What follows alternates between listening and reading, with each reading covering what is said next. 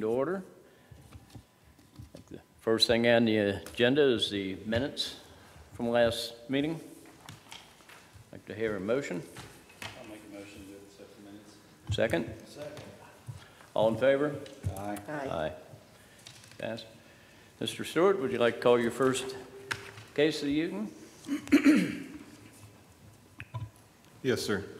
Our first case is from Ms. Joyce Cooper, who owns the property at 417 Center Street, and she's requesting to appeal the zoning administrator's decision / interpretation on the location of accessory structures on a property. The applicant proposes to install a privacy fence in the front yard. The site is located on Center Street between Hubbard Avenue and Edwards Avenue and currently has a detached single-family residence. All of the adjoining properties currently have detached single-family residence. The subject property and all the adjoining properties are within the R1G zone, which allows single-family residential dwellings, detached, housing for the elderly, and qualified manufactured homes. Fences are considered an accessory structure in the zone. As per Direction 2030, which is the comprehensive plan for Kenton County, that was adopted on September 4th, 2014, the recommended land use plan identifies the reference site as well as all the surrounding properties for residential uses with a density of 7.1 to 14 dwelling units per net acre. The applicant is proposing to install a privacy fence in the front yard. The current house was permitted in April of 1955 and was constructed very close to the rear property line.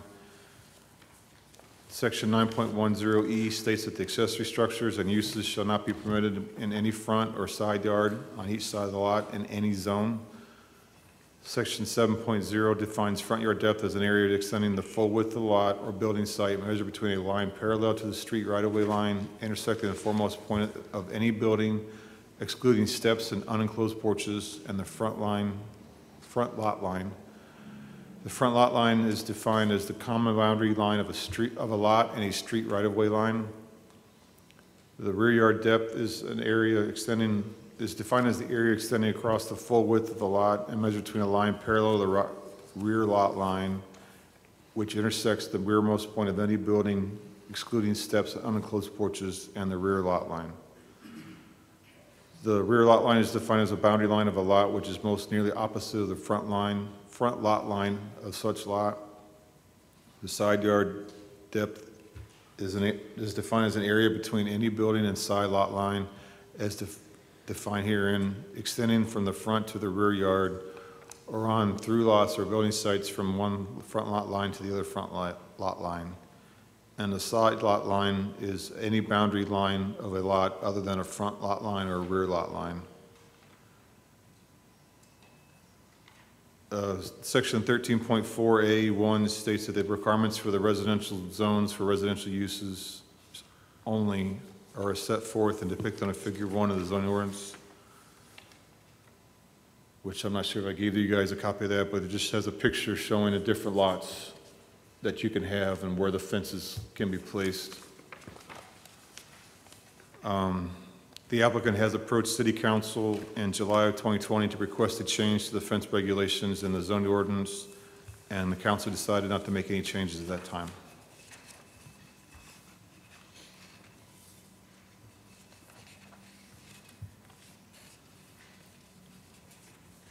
Okay. Whoever's speaking for or against this thing, would you please stand and be sworn in?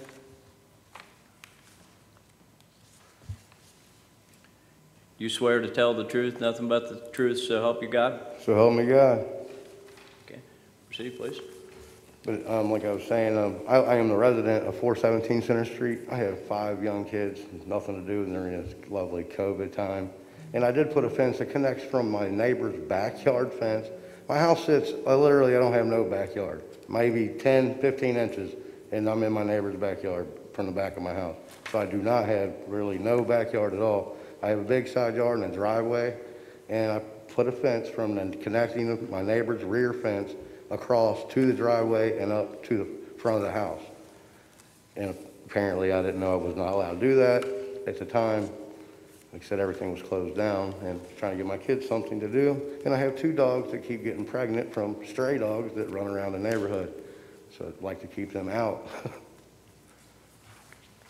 I do have pictures of the fence inside and out, and the pool will be put up. I don't know if it matters, but I would really like to keep the fence up.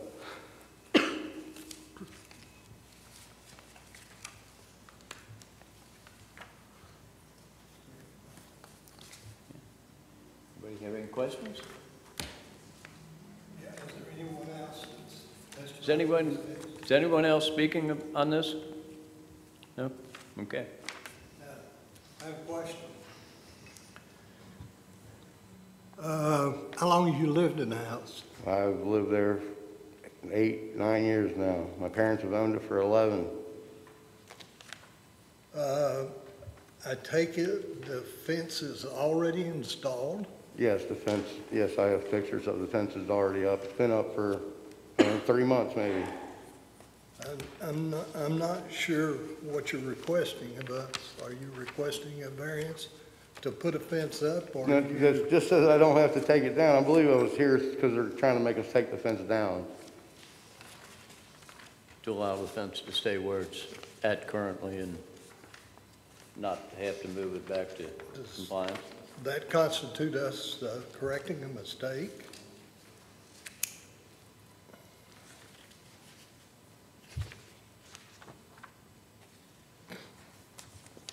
And the mailman appreciates it. My dogs don't chase them down no more.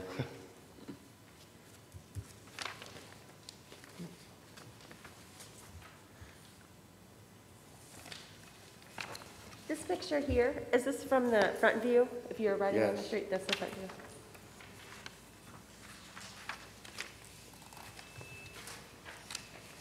You have a very unusual situation with your Yeah, I lot. wish I had a backyard. Probably wouldn't have this problem. Certainly, certainly.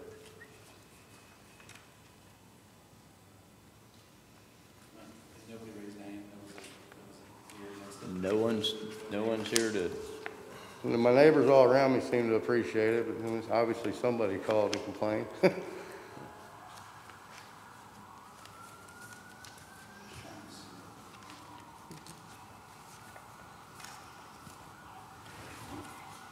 I have a question. Is there any way you can, I have pictures here, but I'd like to see a little bit more detail where it's at exactly on here. I see the fence, but it's not on this one here, so I'm trying to see exactly where it's running on that. See these trees.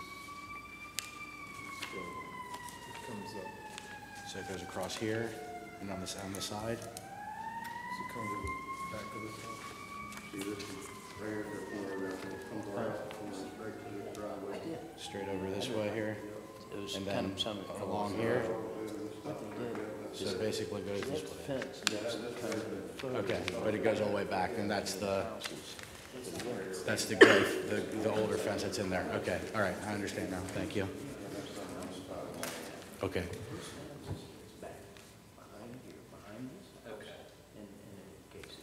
okay, all right, okay. Do you have a gate to this fence? No, they told me to stop on it, but I was going to install a gate at the top, right, a chain link fence to where I can obviously see through it, but I haven't done it yet. Okay.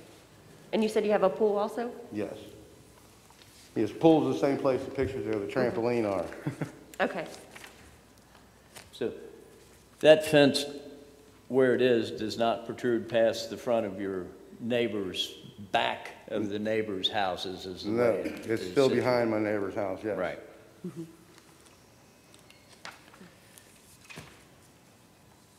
Anything else? And the mailman can access, and there's Yeah, no, the mailman likes the fence. He cuts right in front of it to, makes his job a little easier.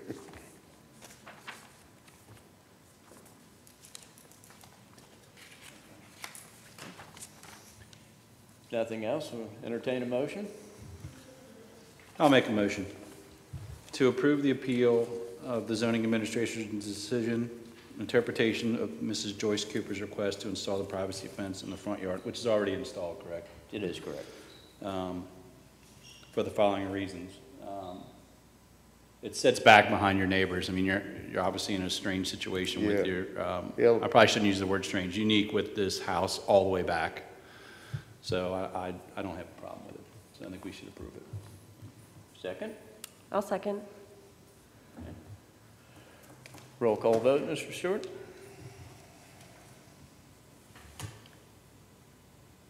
Mr. Molly, No. Mr. Armbruster, Yes. Ms. Peters, Yes. Mr. Betas, Yes. Mr. Conley. Yes.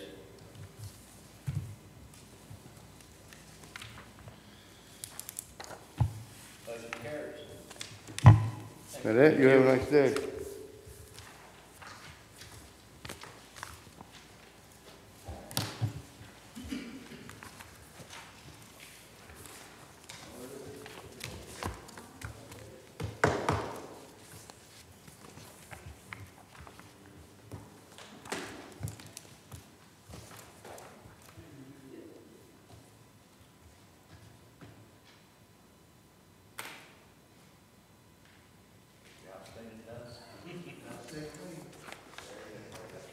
This goes with the second case, which is the church sign.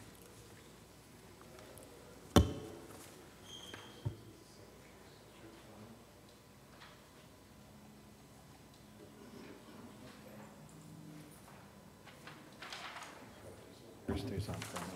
Oh, okay. Very good. This goes with the church sign. Oh, great, thank you.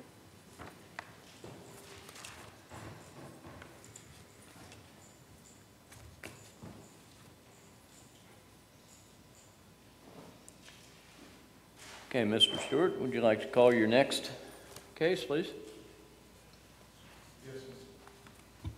Yes, Mr. Chairman. The second case of the evening is from Ms. Karen Osinga, who's applied on behalf of the Bethany Lutheran Church on 3501 Turkey Foot Road, and they are requesting a conditional use permit to install a new freestanding sign and a dimensional variance for a larger automatic changeable copy sign. The site is located on Turkey Foot Road across from where Woodland Hills Drive intersects with Turkey Foot Road, and currently has a church and accessory storage building. The properties to the west and south have single-family residences. The properties to the north and east are currently vacant that are zoned for single-family dwellings. The subject property and the properties within the single-family residences are within the R1F zone. The vacant properties are within the R1E zone. The R1F zone permits single-family residential dwellings, detached and qualified manufactured homes. The zone also conditionally permits a variety of uses, including churches and other buildings for the purpose of religious worship, provided they are located adjacent to an arterial street. Per Direction 2030, which is the area-wide comprehensive plan update, which was adopted on September 4th, 2014, the recommended land use plan identifies the reference site, the properties to the north, east, south, and southwest as residential uses with a density of 4.1 to 7.0 dwelling units per net acre. The properties to the northwest are identified as commercial uses. Turkey Foot Road is shown as a minor arterial urban road per the comprehensive plan. On June 4th, 1990, the Erlanger Board of Adjustments approved a conditional use permit to construct an enclosed entranceway at the church. On July 27th, 1992, the board approved a conditional use permit to construct a freestanding sign 40 square feet in area. On November 17th, 2003, the board approved a conditional use permit to construct a parking lot on the right side of the property. On August 23rd, 2004, the board approved a conditional use permit to construct a large rear addition to the church and additional parking area. The applicant is proposing to replace the current sign, which is 40 square feet, with a new sign that would be a total of 30 square feet in area. The top part of the sign would be 16 square feet in area, and the bottom part will be an automatic changeable copy sign that will be 14 square feet in area. The applicant is proposing to install a freestanding sign 20.58 feet from the front property line, 145.2 feet from the left property line, and 163.7 feet from the right property line. Section 14.8E1 states that any school, house of worship, recreational center, or other institutional use permitted in the zoning district may have one detached sign not to exceed 40 square feet in area. This may include changeable copy signs, manual or automatic, not to exceed 30% of the sign area, and such signs may be illuminated. 30% of the proposed sign for changeable copy is 9 square feet. Section 10.6C states that churches and other buildings for the purpose of religious worship, including accessory structures, signs, shall be subject to approval of the Erlanger Board of Adjustment. KRS 100.237.3 states that if the main building or other improvement does not have a signed written contracts or is not substantially under construction within 1 year or other time limits set by the board, from the board's decision, the conditional use permit is to be brought back to the board at a public hearing to discuss either extending the time limit, adding conditions, or revoking the permit. The applicant is requesting a conditional use permit to install the proposed sign and a dimensional variance of 5 square feet for the proposed automatic changeable copy sign.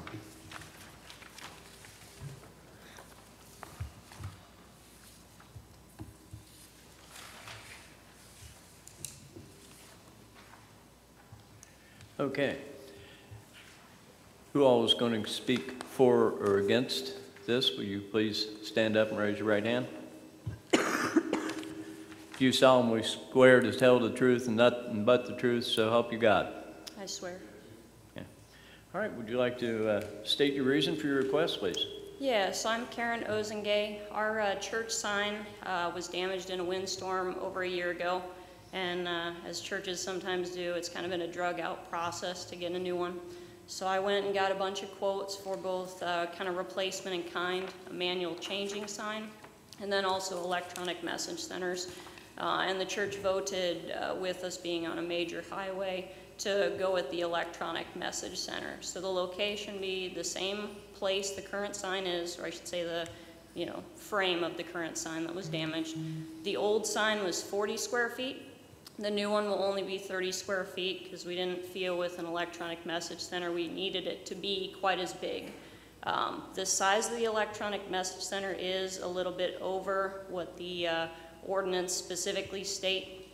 When I talked a little bit to, I think it was Mark, he said since we were conditional use and we had to ask for approval, you guys could approve slight variations.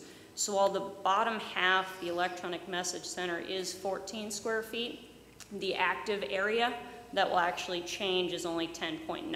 So it's not quite as far above that 9 square feet, which would be the true 30% of 30 square feet. It is smaller than if we'd maximized the sign. If we'd gone all the way to 40 square feet that we could have done, then our changeable area limit would be 12 square feet. So that's why I was thinking that 10.9 was still reasonable to request.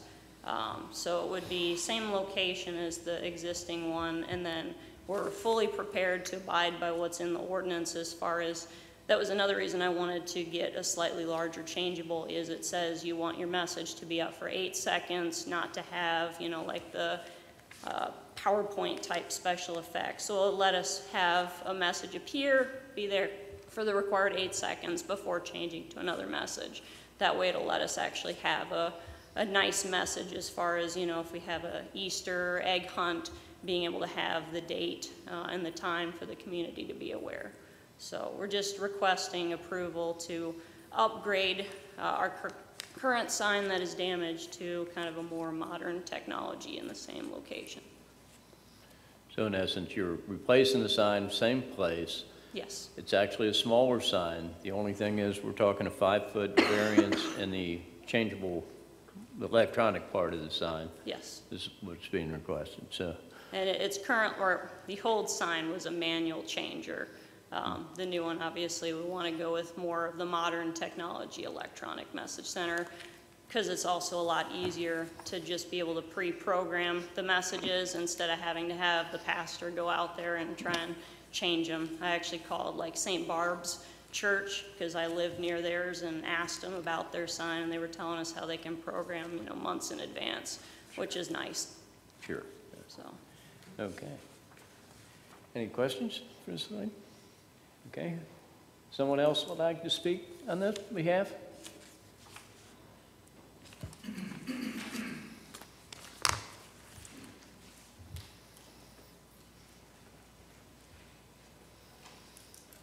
Good evening. My name is Scott Conover with Sign Graphics and Design. I'm working with the church for the project, and I'm basically here to answer any questions that you would have.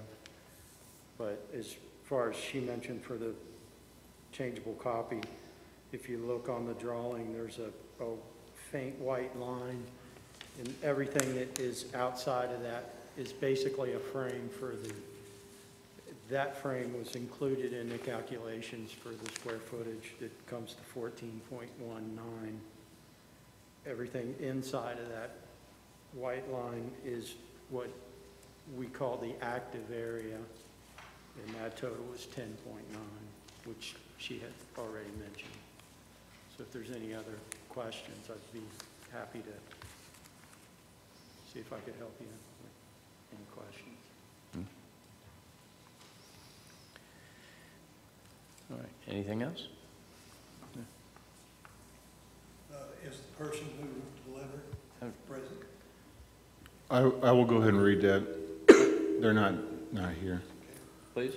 I'm going to go ahead and read the letter. Okay, very So good. that officially, and it's addressed to Reverend Mark Eder, who's the pastor at the church, and to myself.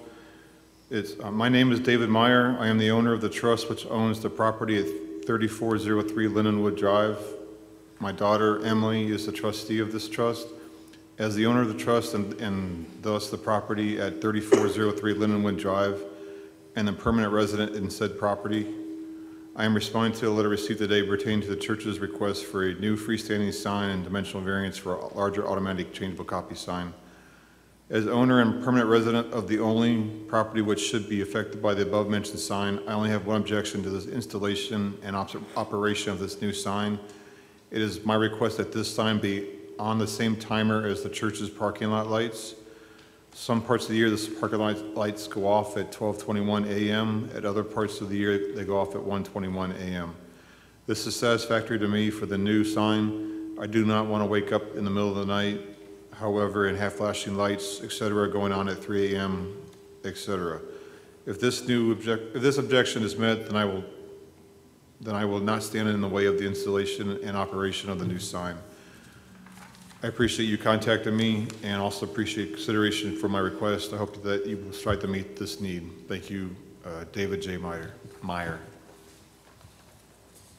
Okay, do we have a response to that?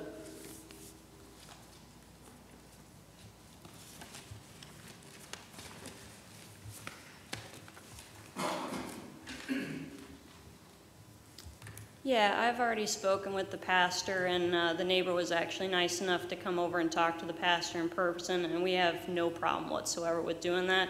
Actually, knowing that the parking lot lights sometimes don't turn off until 1 a.m., depending on daylight savings, we're already going to change them to be more like 11 o'clock, because nobody's at church that late, and we don't want to, cause him any difficulties. So we have no problem putting the sign on a similar timer, or I actually talked to Scott and he was saying in the program we can just have the messages programmed so that they only appear, between, the 6 a.m. or whatever's reasonable.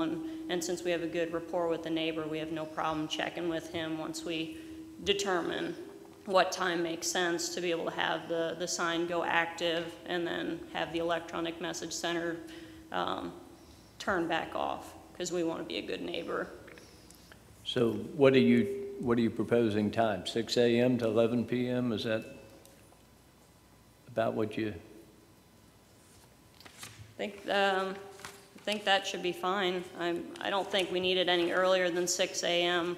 because you're not going to have that much traffic, and people going to work that early aren't probably going to need to look at the church's message for Sunday services. So yeah, I think we can, pastor's nodding at me, so we can say that we'll have it officially from 6 a.m. until 11 p.m. and then the electronic message center portion will go dark. We'll still have the top section, which just has the church name lit, but I don't think he has any issue with that, but we'll confirm that shouldn't be that bright. And the old sign was lit in the same way before it became damaged. So I'm assuming it's the electronic message center and the flashing messages that he would be most concerned with. Okay. So I don't think that we can officially say that we will do that for him. Any questions for anybody? Any discussion? Very good, thank you. All right, thank you. There's no questions, no discussion, proposal? I'll go ahead and make the motion to grant the application to install the proposed sign with a larger automatic changeable copy sign at 3501 Turkey Foot Road. The granting of this conditional use permit will not adversely affect the public health, safety, or welfare, will not alter the essential character of the general vicinity, will not cause a hazard or nuisance to the public, and will allow for and will not allow for an unreasonable circumvention of the requirements of the zoning regulation. The motion shall be pursuant to the factual determination from this evidence provided, including without limitations the staff report, which is hereby determined to be accurate. I'd like to add also that the lighting of this sign correspond with the parking lot lights and run from 6 a.m. until 11 p.m. That's on the changeable letter portion, correct? Yes. Okay. Very good. Looking for a second. I'll second. Roll call vote, Mr. Stewart?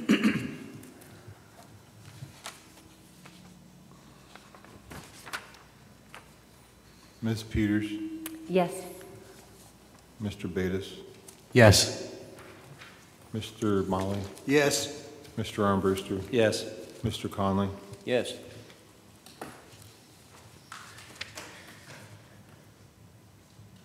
Motion passed, thank you.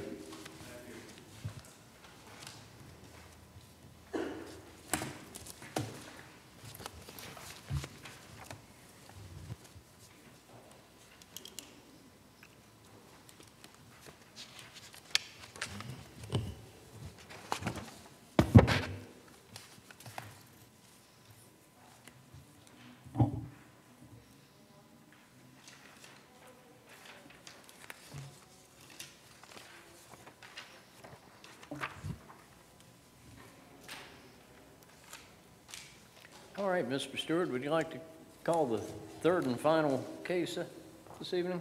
Yes, sir. The third case for this evening is from Ms. Carla Pease, who lives at 3776 Pondview Lane, and she's requesting dimensional variance from the requirements of the permitted obstructions in the minimum required yards regulations.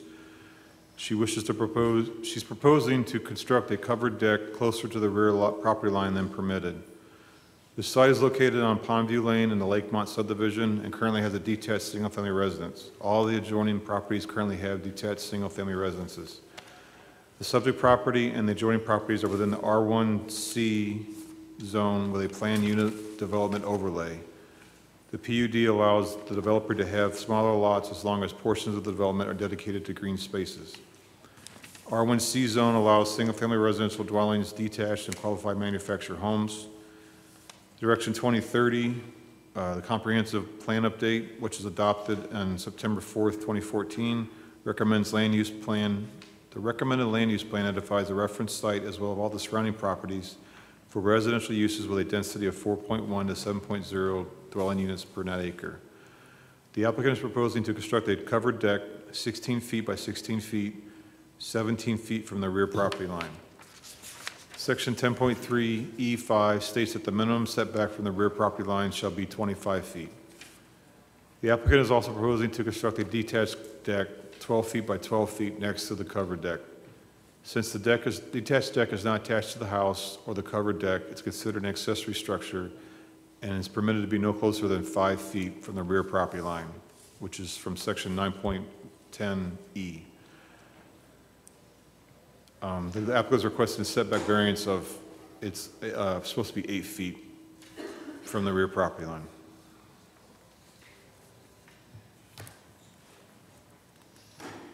Very good. All those speaking for or against this, please raise your right hand. Do you swear to tell the truth, nothing but the truth, so help me God? I do. Okay. Would you like to state your reason for your request, please? Yeah, so after getting the contractor lined up and plans and HOA approval, we were made aware of the setback rule. I guess the catch being it was an attached deck versus a not attached, which is where the snag was. I think the setback's a lot different if it's detached. So we're seeking some relief on that rule.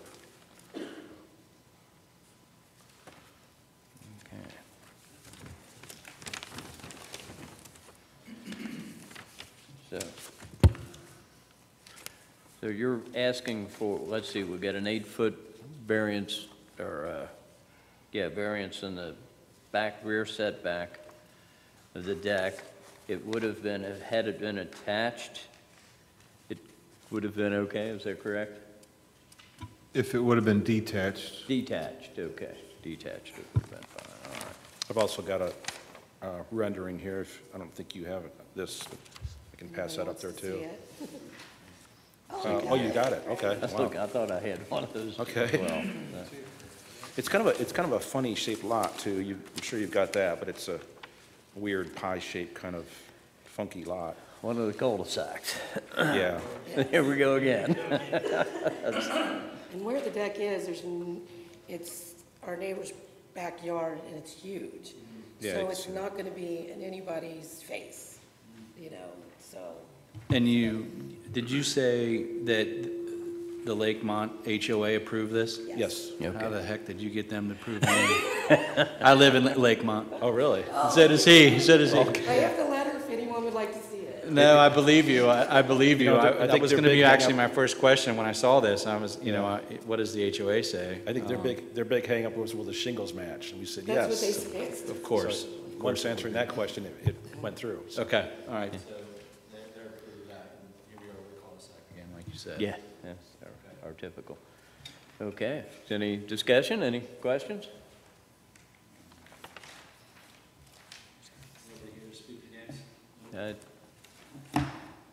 All we got left's Dave over there, he's fine, so. Okay, well, I suppose we have no more discussions, we need a motion. I'll make a motion I'll go ahead and second that. to grant the application of Ms. Carla Keys. Nope, Still there? nope. Is the red light on? Oh, you no, go. it wasn't. Sorry. To grant the application of Ms. Carla Pease to construct the covered deck 17 feet from the rear property line. The granting of this variance will not adversely affect the public health, safety, or welfare, will not alter the essential character of the general vicinity, will not cause a hazard or a nuisance to the public, and will not allow an unreasonable circumvention of the requirements of the zoning regulations. The motion shall be pursuant to the factual determinations from the evidence provided, including without limitation the staff report, which is hereby determined to be accurate. Now I'll second it. And second. Okay. Roll call vote, please. Mr. Betas, Yes. Mr. Armbruster, Yes. Ms. Peters, Yes. Mr. Molly. Mr. Conley. If there's shingles, it matters. Looks lovely. Enjoy.